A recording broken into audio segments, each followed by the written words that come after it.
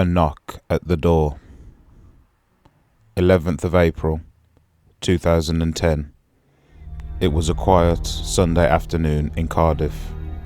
Inside a comfortable red brick house in the leafy suburb of Roath, 17-year-old Aamir Siddiqi was relaxing in the living room. He was a bright, kind-hearted teenager, the kind of young man every parent dreams of. He had just received an offer to study law at university and was known in his community for his intelligence, his gentle nature, and his respect for others. At around 1:30 p.m, the doorbell rang. His parents, Iqbal and Parveen, were upstairs getting ready for prayers. Aamir, ever helpful, went to answer the door. Moments later, screams echoed through the house, screams so horrific that neighbours came running into the street. What unfolded in those few short minutes would become one of the most shocking cases in modern Welsh history, a case that began with a simple mistake and ended with unimaginable tragedy.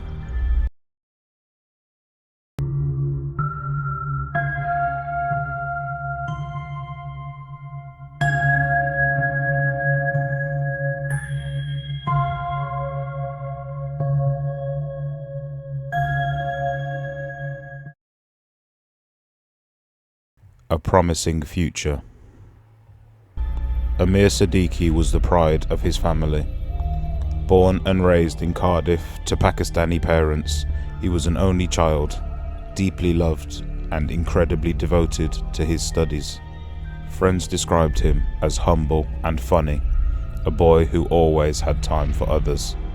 He volunteered in community projects and was active in the local mosque. At 17, he had big dreams: to study law at university, to travel, and to make a difference. His teachers called him gifted, and not just academically, but also emotionally. But those dreams, those ambitions, would end in a heartbeat because of two men, a drug-fueled plan, and one tragic twist of fate. The Hitmen. The story of Aamir Siddiqi's murder began miles away, with two men who were the complete opposite of everything Aamir stood for. Jason Richards, aged 38, and Ben Hope, aged 36, were both career criminals. They lived chaotic lives, revolving around drugs, violence, and petty crime. Both were well known to South Wales police, and both were desperate for money. Around the start of 2010, the pair were offered a job.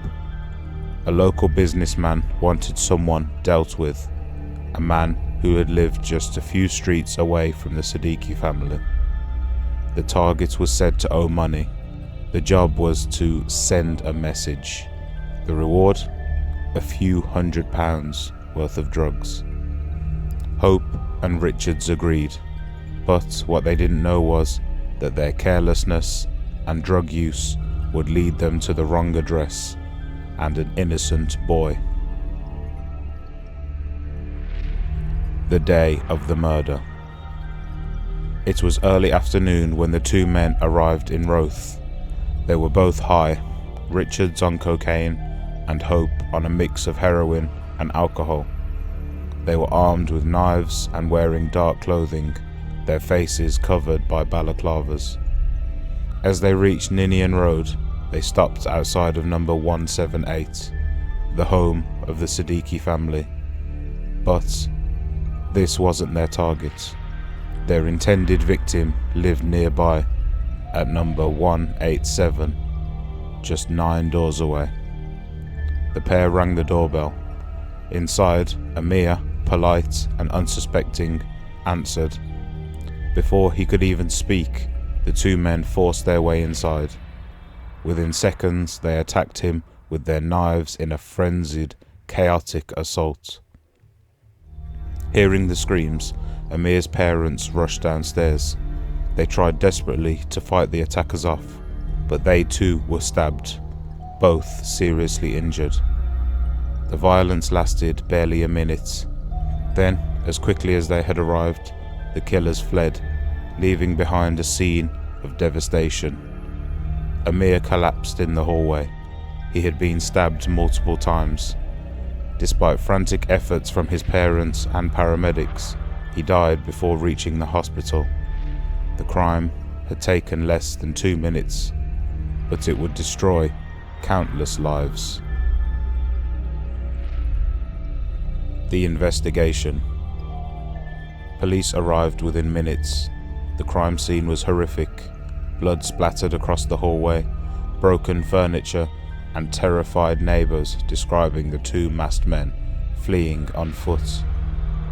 From the beginning, detectives were baffled. Aamir was loved by everyone. He had no enemies, no debts, and no connections to criminal activity. Why would anyone want to hurt him? But then, as officers expanded their search, they found something unusual. CCTV footage from nearby showed 2 men running through the back streets shortly after the attack. Their faces were covered, but their movements were distinctive. Over the next few days, forensic teams scoured the area. They found the discarded clothing, gloves, and one balaclava. DNA tests linked the evidence to Jason Richards and Ben Hope, 2 known criminals from Cardiff's drug scene. When the police finally caught up with them, both men denied everything, but the evidence was overwhelming.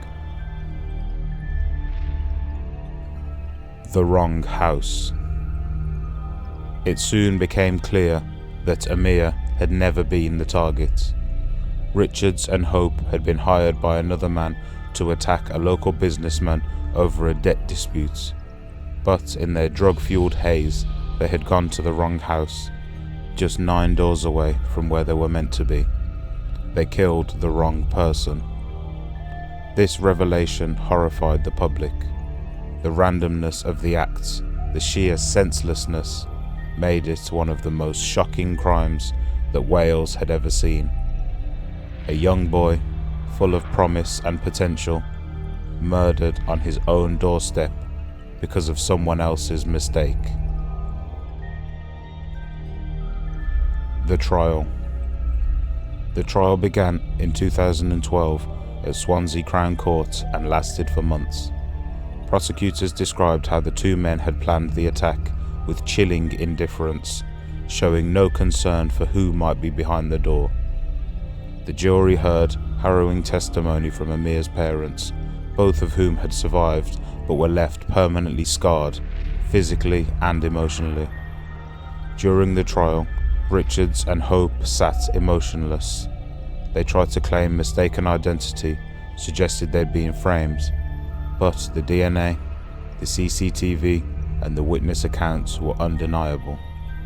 In February 2013, after a grueling 8-week trial, both men were found guilty of murder and sentenced to life in prison, with a minimum term of 40 years each.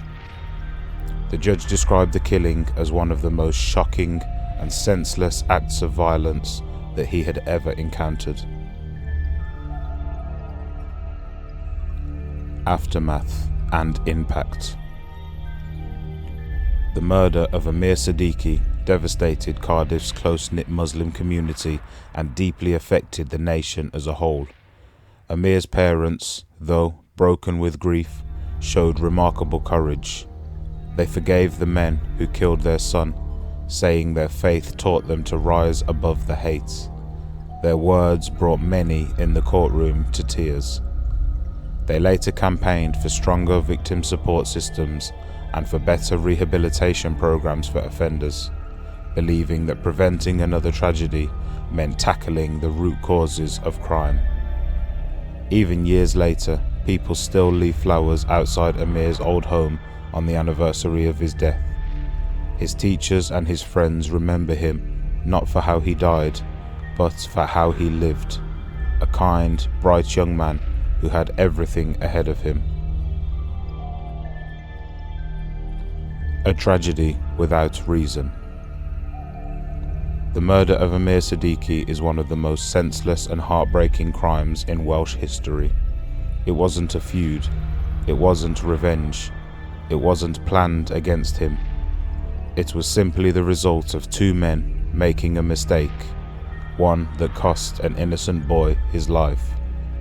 It serves as a haunting reminder of how chaos and violence can ripple outward, destroying not just one life, but an entire community. In Cardiff, the Siddiqi family's home still stands as a quiet monument to the dangers of cruelty and the power of forgiveness.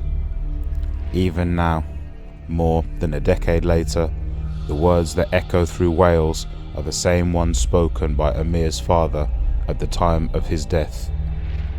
He was everything to us. We forgive them, but we will never forget him.